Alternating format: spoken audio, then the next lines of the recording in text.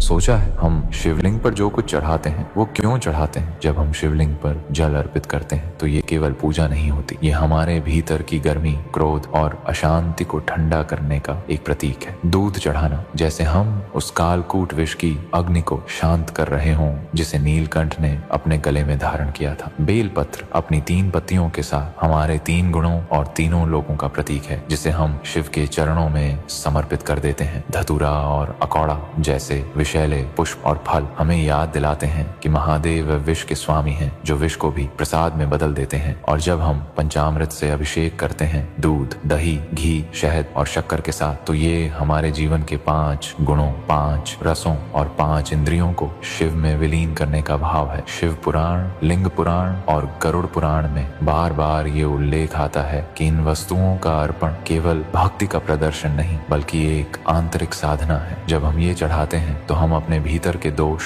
अहम और विष को शिव को अर्पित करते हैं और बदले में वो हमें अपनी शांति, करुणा और शक्ति से भर देते हैं। तो अगली बार जब आप जल, दूध, बेल पत्र, धतूरा या पंचामृत शिवलिंग पर अर्पित करें तो याद रखिए ये सिर्फ वस्तुएं नहीं बल्कि आपके भाव हैं जो शिव के स्पर्श से अमृत में बदल जाते हैं।